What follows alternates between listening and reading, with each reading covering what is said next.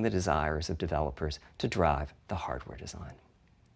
To me, the SSD really is the key to the next generation. It's a game changer. And it was the #1 ask from developers for PlayStation 5. As in, we know it's probably impossible, but can you put an SSD in it? That was a discussion we were also having internally. It was clear that the presence of a hard drive in every PlayStation 4 was having a positive impact. A lot of things that would simply have been impossible at Blu-ray disc speeds were now possible.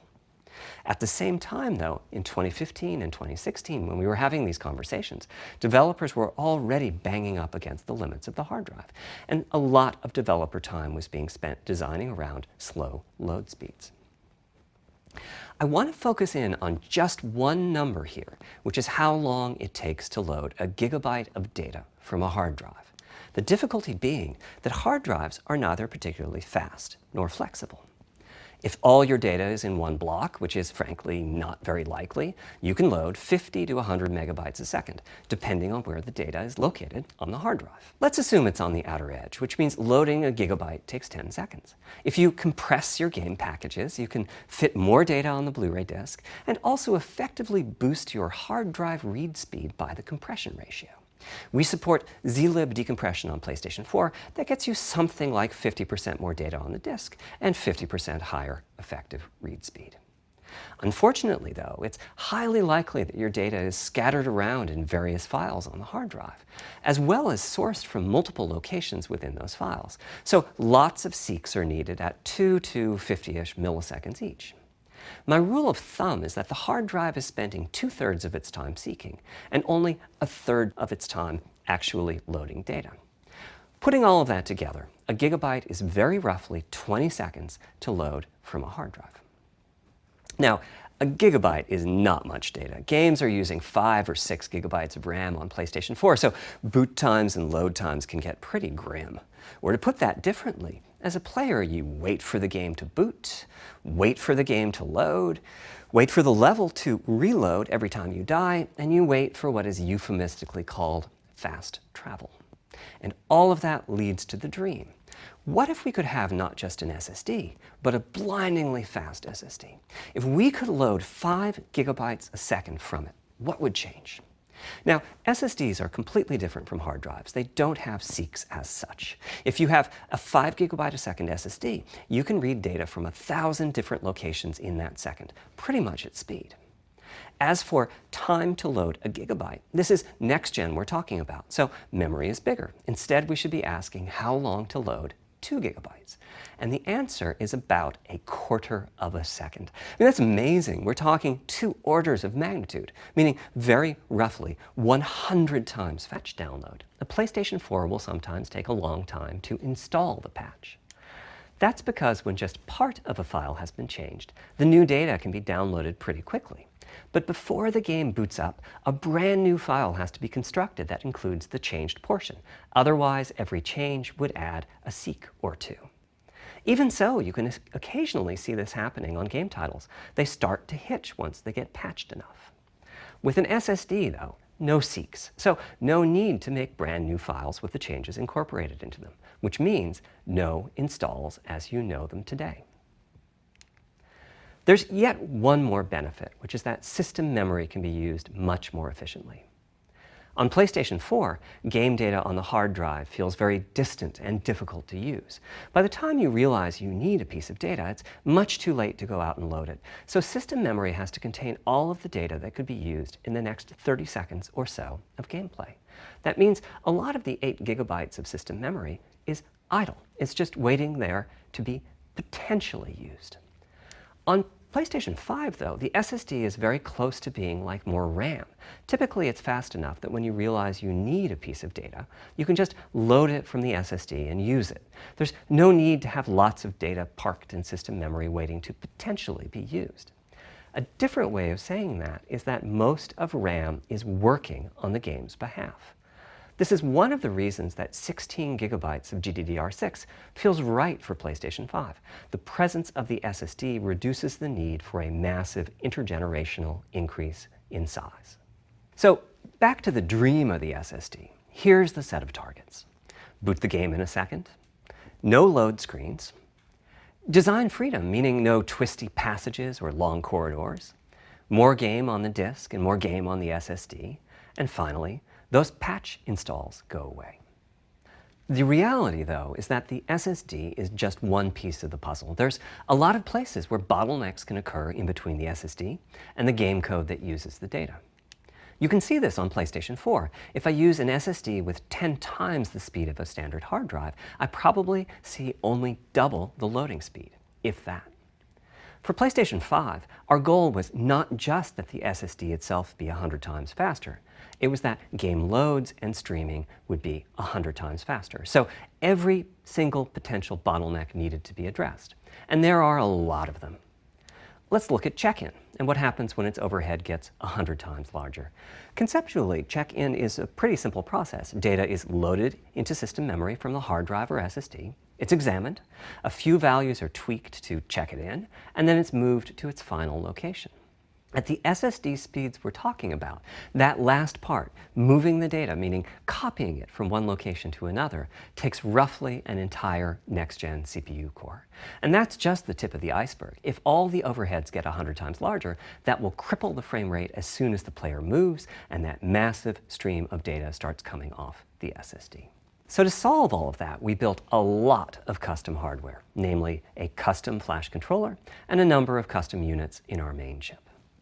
The flash controller in the SSD was designed for smooth and bottleneck-free operation, but also with games in mind. For example, there are 6 levels of priority when reading from the SSD.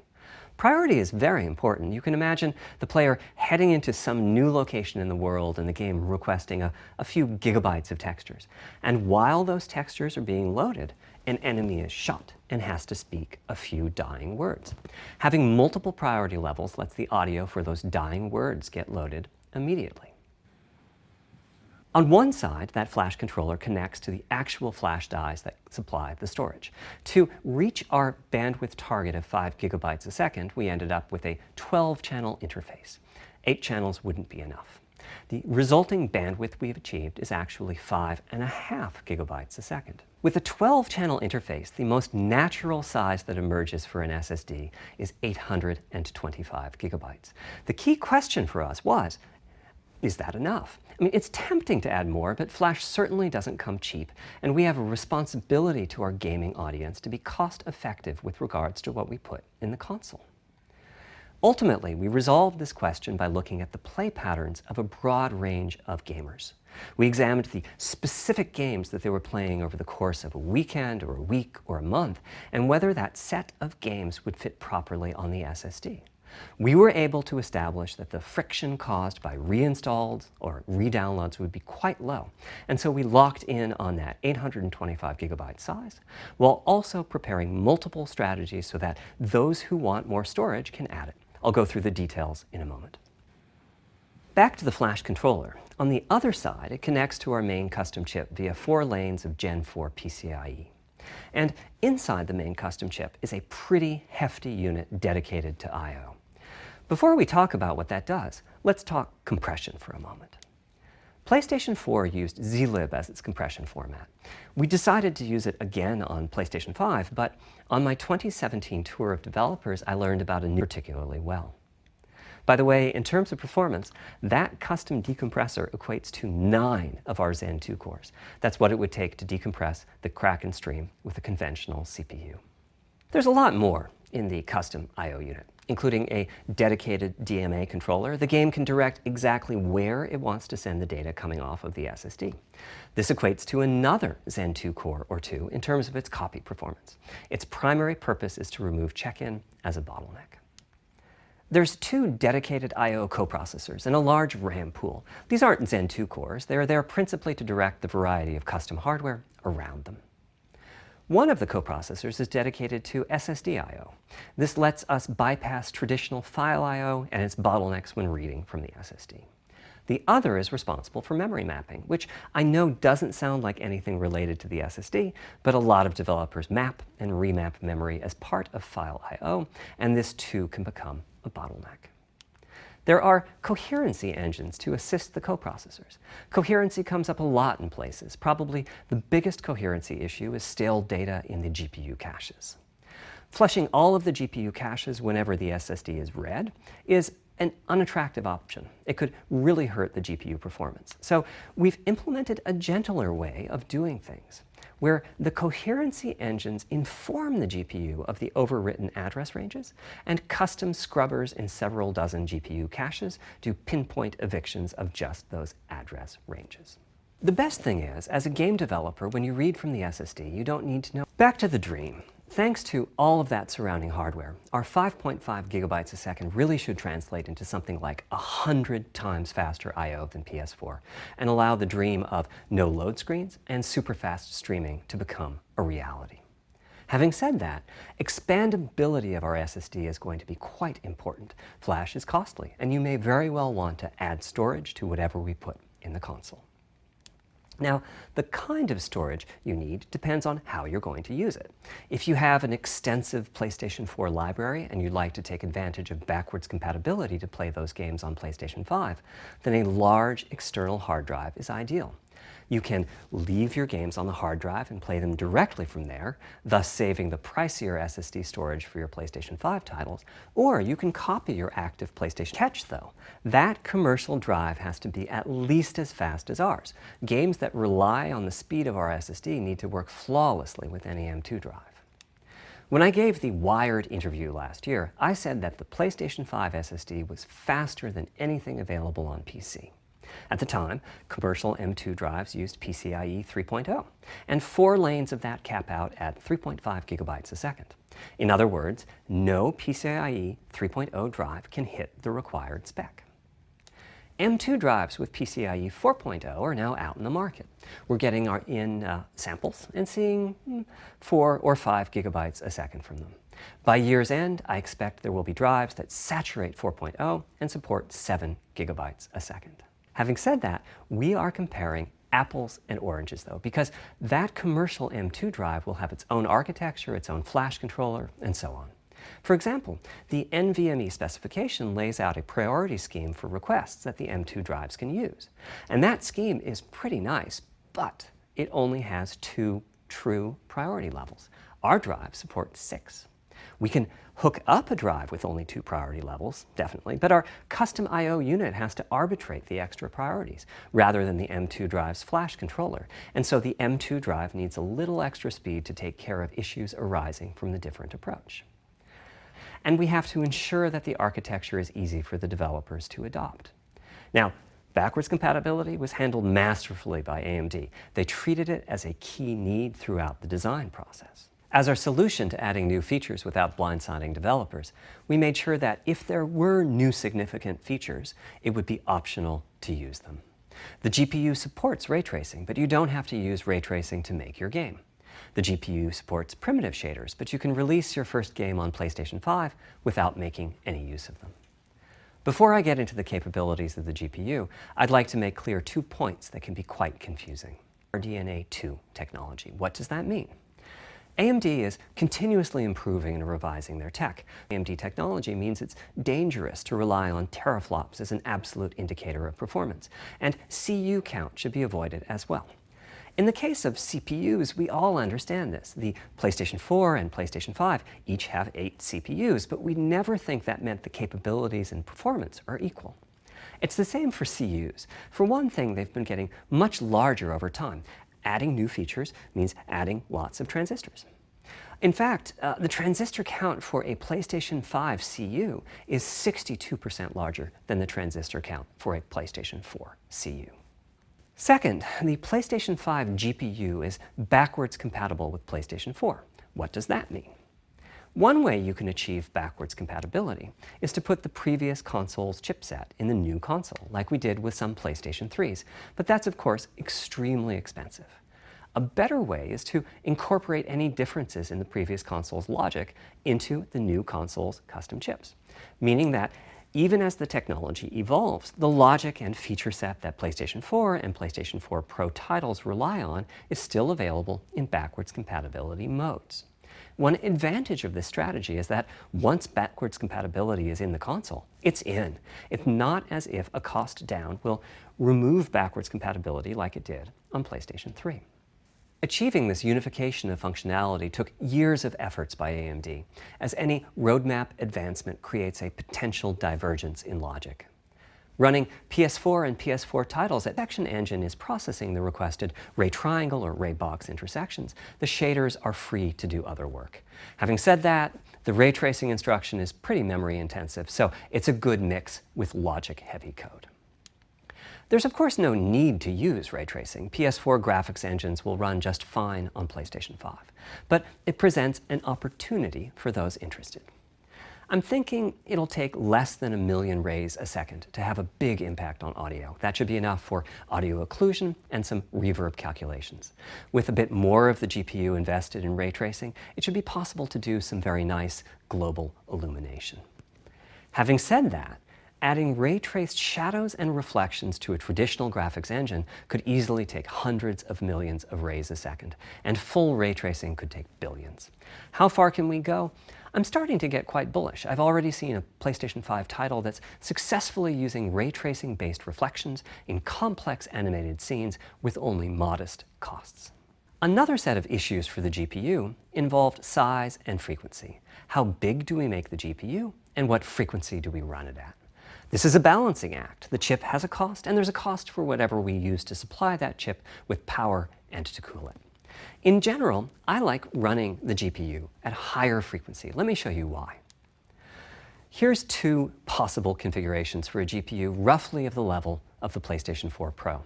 This is a thought experiment. Don't take these configurations too seriously.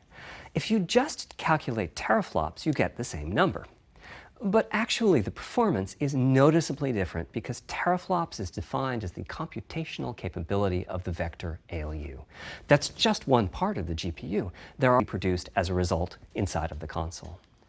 Power consumption varies a lot from game to game. When I play God of War on my PS4 Pro, I know the power consumption is high just by the fan noise. But power isn't simply about engine quality. It's about the minutiae of what's being displayed and how.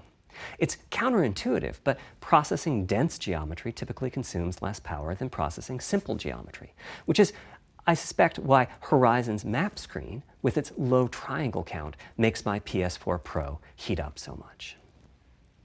Our process on previous consoles has been to try to guess what the maximum power consumption during the entire console lifetime might be, which is to say, the worst case scene in the worst case game, and prepare a cooling solution that we think will be quiet at that power level.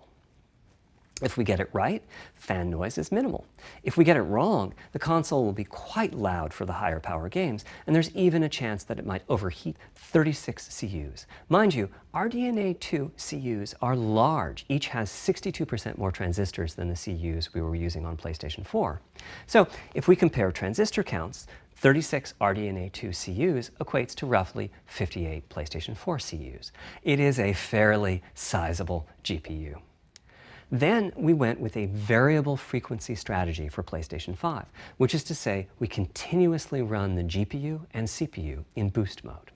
We supply a generous amount of electrical power and then increase the frequency of GPU and CPU until they reach the capabilities of the system's cooling solution.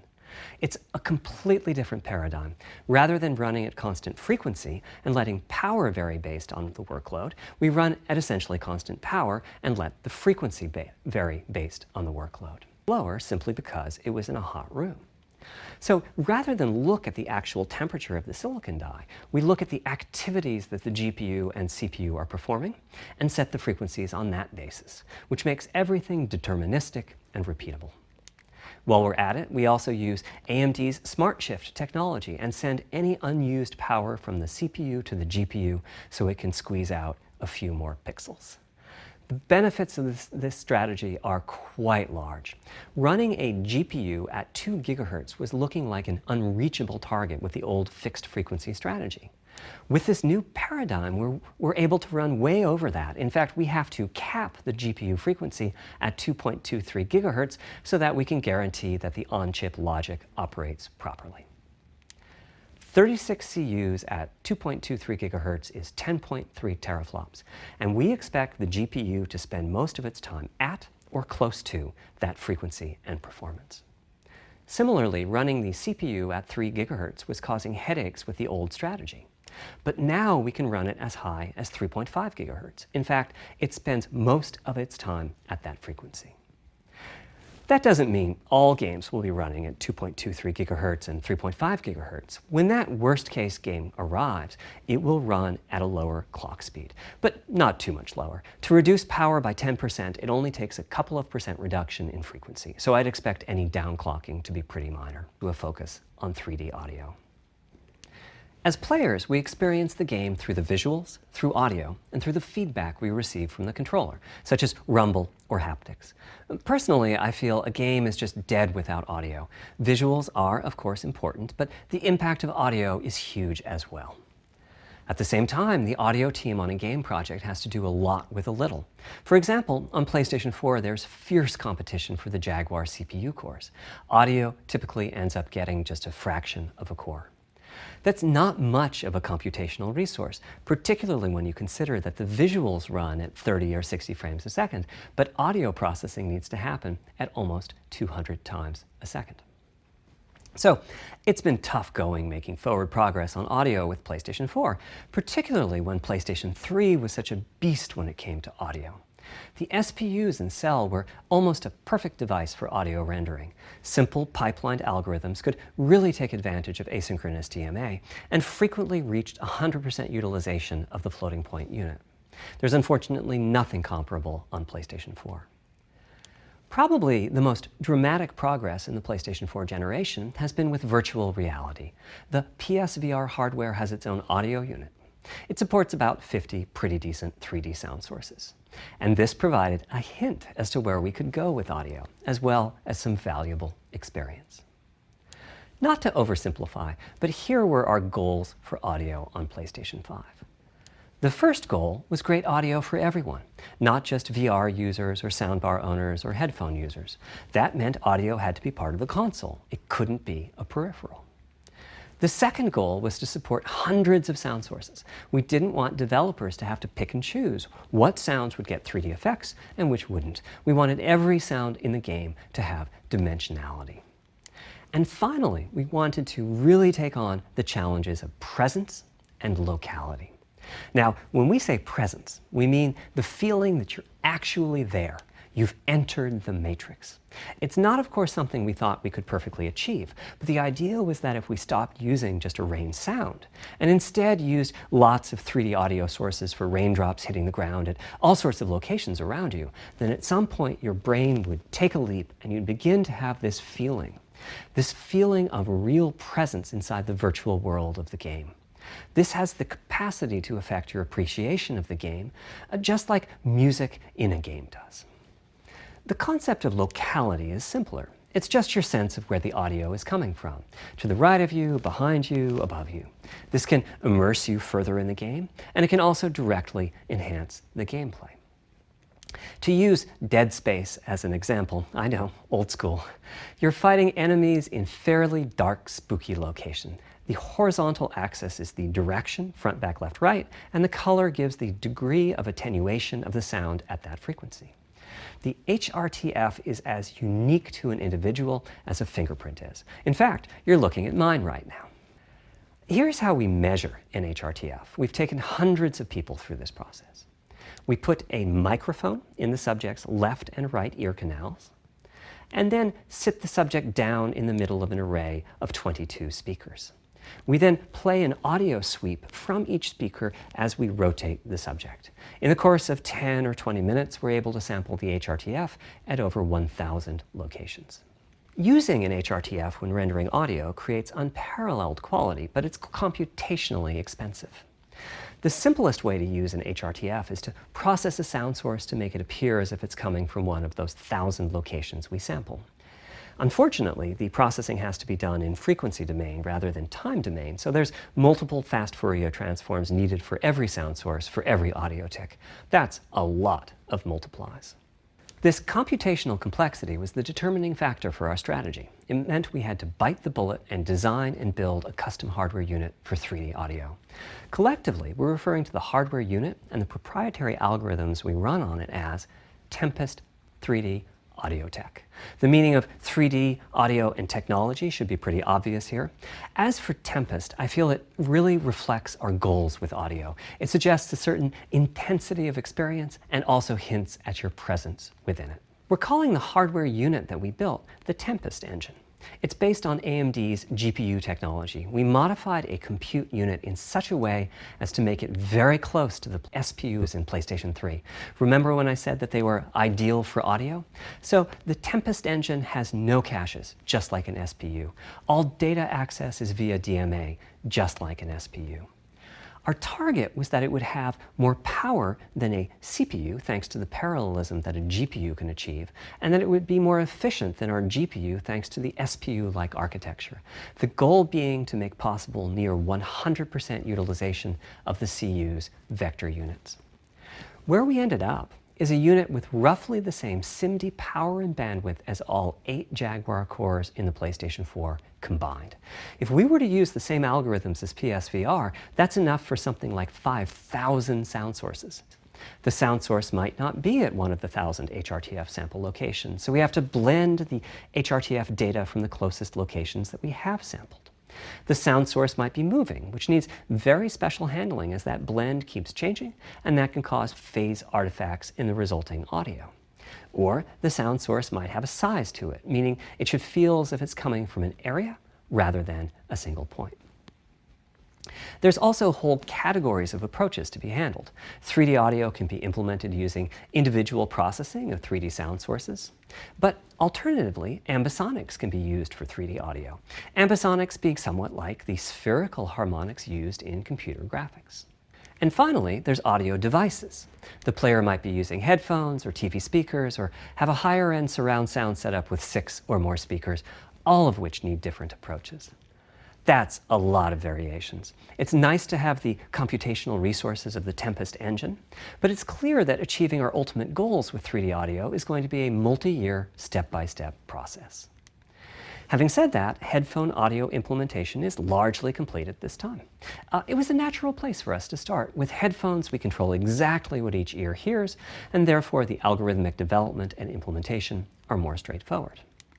For TV speakers and stereo speakers, we're in the process of implementing virtual surround sound. The idea being that if you're sitting in a sweet spot in front of the TV, then the sound can be made to feel as if it's coming from any direction, even behind you.